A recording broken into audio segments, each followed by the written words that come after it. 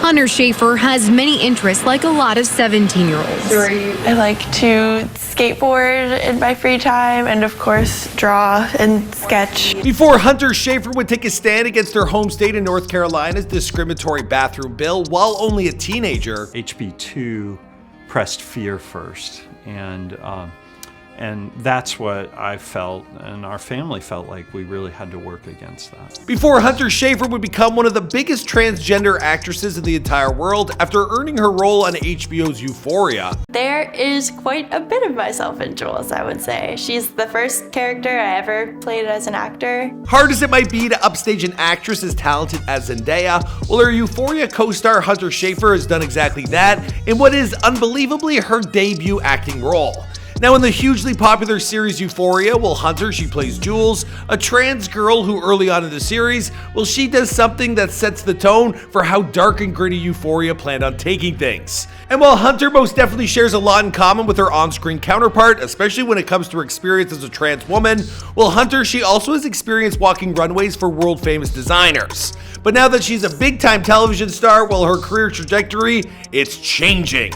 But when did Hunter first realize that she identified as a girl? Place your guesses in the comments down below. Now let's get into today's Before They're Famous video.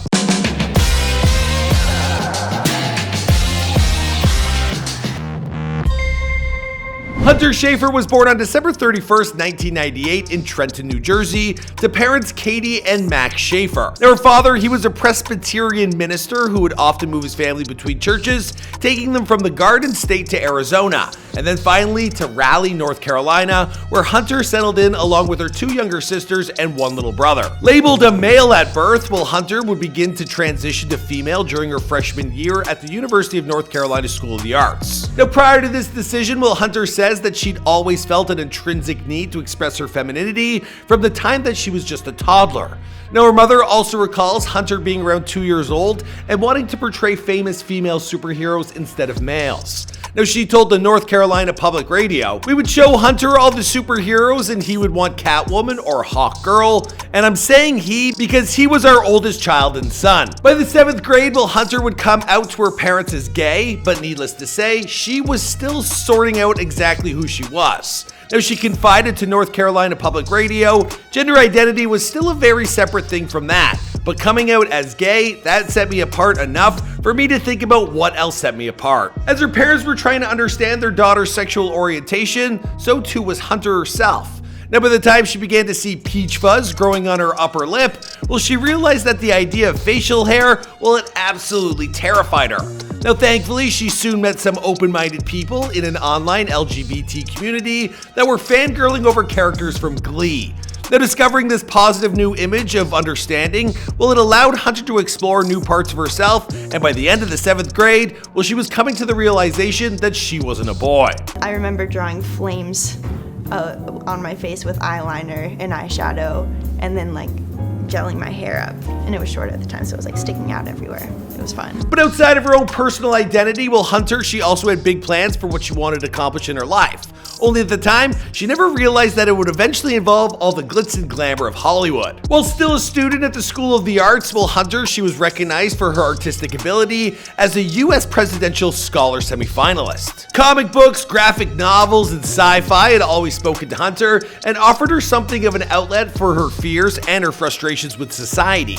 Now, speaking of what drew her towards expressing herself in this art form, she told ID, "The protagonists are always the odd one out, which is probably a relatable feeling for a lot of queer kids or trans kids that grew up somewhere where there's no one like you." Now, eventually, Hunter, she discovered an online magazine known as Rookie, which allowed her and other small-town girls across the country to use the platform as an outlet for their creativity. Fashioning a real sense of self on social media would be the best thing that ever happened to Hunter, as it would also lead to her getting scouted for modeling opportunities via Instagram.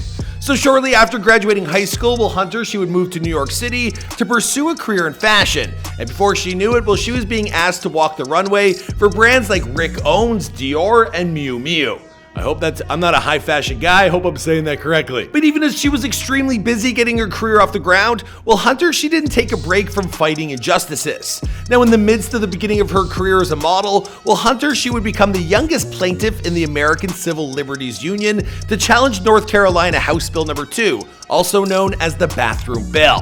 Now, this would require that people have to use the public bathrooms in accordance with the sex they were assigned during birth. You know what I mean? And in Euphoria, that certainly isn't happening. I guess they won. At least on TV, I'm not sure. Now Hunter is filled with dread every time she looks at the bathroom signs. Am I gonna break the law and use the bathroom that I'm more comfortable in? Or am I going to follow the rules and risk harassment? She joined the suit to raise awareness in her home state of North Carolina, hoping to foster acceptance for transgender individuals. And just as she was putting herself out there for the betterment of others, well, the universe, it decided to reward her in kind. Hunter was still modeling in New York City with future plans to study fashion at Central State Martins in London. That's when her talent agency informed her of a developing opportunity. Now, as it turns out, someone had seen her model and wanted her to read for the role on the HBO series, now known as Euphoria. Back then, it was probably known as Euphoria as well, but still, back then, no one knew what it was. Euphoria? All right, let's do it. Okay, I'll give it a shot, I guess. And I mean, I had had some interest in acting, but never really given it a shot or actually tried. To this point in her life, well, Hunter, she had only ever had a mild fascination with the idea of acting, but since this had literally fallen into her lap, well, she agreed to read for the part.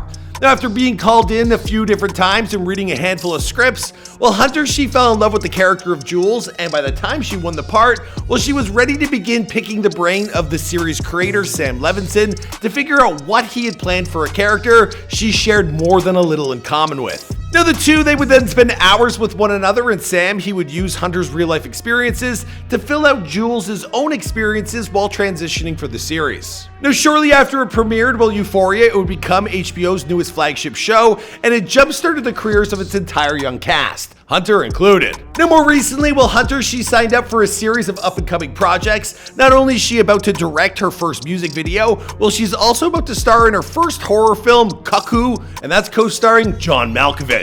Perhaps most exciting of all, however, is the fact that she and her Euphoria castmate, Dominic Fike, well, they've apparently taken their on-screen relationship off-screen.